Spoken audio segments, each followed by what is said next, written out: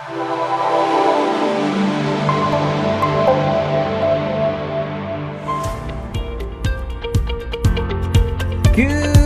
morning, Max. How are you doing today? I'm doing well. Julien, how is Paris? How is Julien? How is the evening? It feels a little bit like a couple of weeks ago. Was it 2 weeks ago? I think it was 2 weeks ago. We had that conversation about filters, not swimming pool filters, Right. about filtering online. And the reason why we had this conversation is because I felt like nothing really happened to me lately that deserved, to really tell a story. I'm kind of in the same situation here. I'm gonna be moaning about something that I feel is worth discussing, but is not a recent customer experience per se. It's more of an analysis of something that I see as a recurring, issue across multiple companies. Would that be okay with you? That sounds fine. It sounds like there's some trauma there, so I think we need to have this conversation.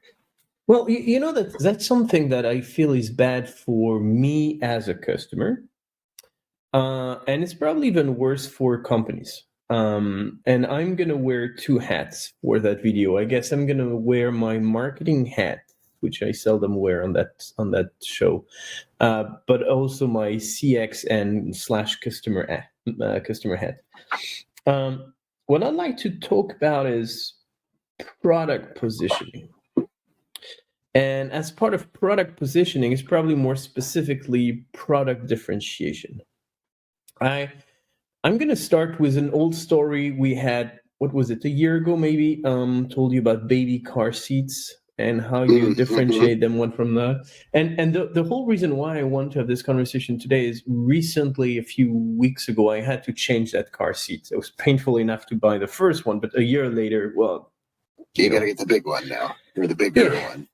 Kids have this bad habit of growing, and therefore you need to change it every now and then. By the way, I bought one that's supposed to work until 12 years old, so now I should be good for. Go. Yeah, and that's about the age that they need to stay in car seats. They go straight from car seats to driving now, I think. You're not quite in France, but yeah.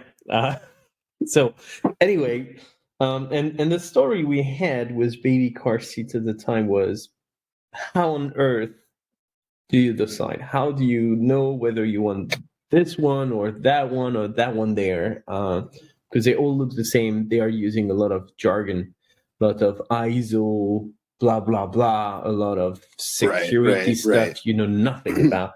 And it was incredibly complicated. And then what I realized is that is very true for car seats. I went through the same exercise again, and I thought a year later, I'm incredibly experienced now, that's going to be easy. No, it's not. I really had to go. I got no better at all. I had to go to a physical store and ask for a lady to spend an hour with me explaining the differences between this one and that one. But why is this one better? Why is this one more expensive? Why are you saying this one is safer? And just explaining the differences and basically understanding that most of it is marketing bullshit, because it's pretty much the same thing, but with different words. And I found it incredibly complicated for a customer where companies are not able to differentiate their products. You go on their website, they have 50 products. This is the latest one, the nicest one, the greatest one. But why is that? How is it different from previous version? How is it different from that other one that seems to be exactly the same as a different? It's more expensive. That's how. Yeah, that's not good enough to justify more money. And then I realized that was a common thread, because I bought air conditioning a year ago, and considering the summer we just had, I really need to thank my wife for forcing me to make that investment. Yeah, sounds good. Like it. Good, she did it. But when we had to decide for AC, how do you go about it? I mean, they all, tell you about the power. They tell you about all these shiny little features that you would never use, truly. I mean, if I show you my controller, there are 50 buttons on it. I don't even know what they're made for. And then it's about design, but you have nothing to compare them. You end up on different websites that kind of give you all the products, and and you have to figure it out. I just want to feel comfortable in my home. Can you help me define what makes sense for me personally? Not, don't tell me about features. I feel hot in my home. I need something. And that product differentiation does not come. I noticed that in the technology industry, which I'm part of, you've been part of for the past many years as well, we often come up with these situations as well, like companies presenting, you have companies doing it beautifully. You take plan A if you need A, B, C. If you have greater needs, you move to plan B. If you're an enterprise, you got plan C that give you admin rights and this kind of stuff. Some companies do it very well, and you clearly understand which plan is made for you. And some companies, you just have multiple products that look incredibly similar, and it's really for you as a customer to have a doctorate degree in comparing those products. In that product, yeah. And I find that is a recurring theme. And why do I feel that's worth discussing is because for me as a customer, it's a pain in the ass because I just don't have that time to do all the complex research. I wish you would tell me why product A is meant for me and not product B. And for you as a company, you would definitely benefit from having clearer communication to your customers that they know easily which one to buy. You shorten the sales cycle. You don't take the risk of scaring them off moving to competitors. I don't understand why we still live in this world where companies don't have clear product positioning / product differentiators clearly highlighted when presenting the merchandise. So that's where I'm at today. Is it just me being French again, or no? There's a lot to unpack in this. Actually, there's a couple of different threads going on here. I'll start with when you're talking about the contact center industry and positioning this big complex thing where in the end there's not that much difference between the different products. So I think some of this is people, and you kind of alluded to the ISO and the this and the that, and some of this is when there's not a lot to differentiate. How do you make noise? How do you make yourself stand out? And sometimes I think people do that by either picking the couple shiny buttons, so you end up with 52 buttons on your controller, or obfuscating a little bit. That's a way to, we got the biggest barf of anybody out there, and nobody really needs a barf. But so I think some of it is probably marketing desperation to come up with a story. I have a whole separate thread, but I'm just curious, that resonate with you at all, or is that? It does, but I was not even referring to the contact center industry at all. I was really referring to the tech industry. Well, no, what I meant is a couple of days ago you texted me about which software do I use for posting on social media, and you told me about Bull something, can't remember the name, and then there is Buffer, and then there is Hootsuite, and then there is Math Social. There are plenty of the software there. Some of them are incredibly good to understand which plan is meant for you and why this software is better than others. And some others, they're just kind of telling you they do everything, but you don't really understand what it is actually they do. Do they really cater for your needs? So yeah, it might be true for the contact center industry, might be true for the UC industry, might be true for all the industries we're in day in, day out. But I mean, the tech industry, generally speaking, you end up having the two extremes. And you might actually be very right. Sometimes and it's probably the same for the car seats industry. It's probably when you have nothing worth saying that you talk the most, because you don't want people to realize you have nothing really to say. That's yeah. And that was kind of I was just using that because I don't know anything about product for car seats, so I can talk to the contact center stuff. So yeah. And I really honestly don't know if it's that or if these guys have this and they're just describing it poorly. The other thing that jumps out to me here is there's another theme that we've had running through these conversations that I'm seeing that you're actually bringing up again today, which is, I always think of it as the salty smart guy at the hardware store, where I walk in and I've got this problem, and you've got the expert there who, 1 minute he's talking about hoses and sprinklers, and I'm even calling him a he, just because that's the stereotype. He's helping you with hoses and sprinklers, and the next thing it's heaters, and the next thing is air conditioners, and just that prototypical person who's in the hardware store and helpful and knows everything. And two things about it. One is how rarely that exists in the real world, and it sounds like you did find a real live car seat expert at a store. And the other thing that I'm kind of curious about is people try, but can you really recreate that online?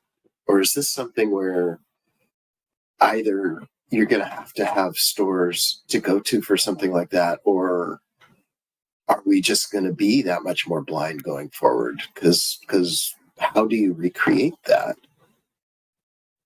Well, there are things that honestly digital can't replace. If I take that car seat example, we spent some time, that salesperson was great at explaining why you had, I have no idea how you would translate that in English, but you had the 3 points seat belt, which are 2 seat belts coming from each side, covering the baby, and you had the shield.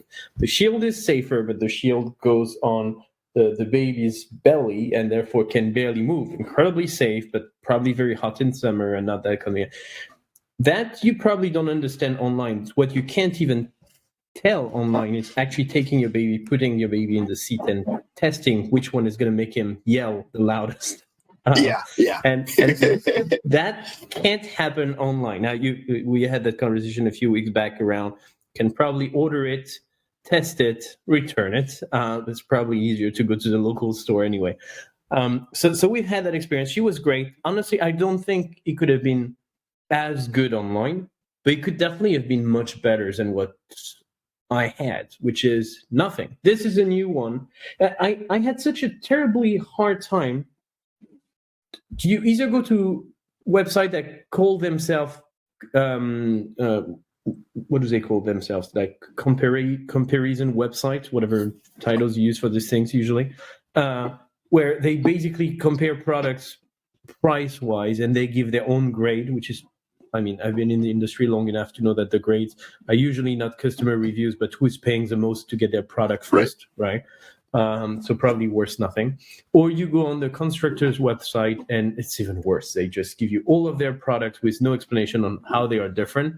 And because they don't want to tell you that one of their product is less good than the other, then they are all fantastic. And you can't get objective feedback. And we had that conversation on the first episode of the car seat, which was, yeah, you probably have blogs and articles out there, but how do you trust them? Because you know that most of them will be sponsored.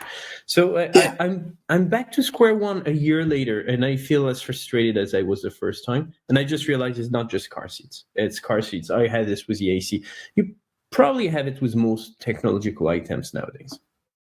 Yeah, anything that's complicated is going to have, and yeah, I mean, if you've got an established vendor in a space, one of the greatest ways to be the next vendor is to come in and say, and I got this, blah, blah, blah, and it has nothing to do with anything, but it's something you can talk about. It's funny you jumped on the last thought I had, which is, what used to be Consumer Reports, where you'd pay, and they even way back had literally magazines and newspapers would do comparisons and stuff like that, and the online sites. But you're right; those are typically more pay for play than truly comparisons. And that's not that different from the filter conversation we had a couple of weeks ago. It's also about, it's all about differentiation, right? The first company that knows how to highlight exactly what matters to their customers It's probably the company who can win. Now, saying that, I actually remember another story from a few weeks back. We were just browsing with my wife in some hardware store, just looking at a washing machine. We did not necessarily need one now, but just wanted to see whether it would be worth replacing it. My washing machine is great. It only has this slight problem that it always ends up on the other side of the room by the end of the cycle, which is quite a problem. And it's insanely noisy. So you go to the store, you compare them. There's a lot of information about the number of rounds per minute, the energy consumption, a lot of stuff I don't even understand, all the ISO. They love to talking about ISO. And then I get in the store, and my question is simple. Look, there's all this information to compare. The only thing I care about is which one is going to shake the most, which one is going to be the most stable, which one you can guarantee is not going to end up on the other side of the room at the end of the cycle. And that's written nowhere. The sales can't help me. You definitely don't find that information on the internet. And I'm just thinking, that's the same thing as my number of seats in the car story from 2 weeks ago. It's the only criteria that I do care about is the only one you can't use to filter and compare. And you can't take a load of laundry to the store and load it unevenly and see what happens. It's Well, imagine how it would work for a toilet store if you started doing this kind of stuff. You can't test each and every product. Right? So, yeah, anyway, I'm just thinking there's something for companies to do here. There's something for understanding what your customers care about. It feels like we're back to the conversation 2 weeks ago, because that's probably a very similar theme, or at least similar source, root cause of problems. Understand who your customers are, what they care about, how they browse your product. Yeah. All right. So that's it for me for this week. I have a car seat, and apparently I'm good for the next 11 years, so I guess I'm good. All right. Just don't have any more children. That's the only answer. Well, I'll talk to my wife about this. I'll make sure that the car seat is a major element of the conversation, that it has to be worth something. Perfect. Well, thank you so much for listening to me ranting again, as usual, about problems I may have. All right. Well, thanks for sharing it. It drove a good conversation. Perfect. Thank you so much, Max. I'll be listening to your story next time. All right. Bye. Sounds good. Thanks, Julien. Bye.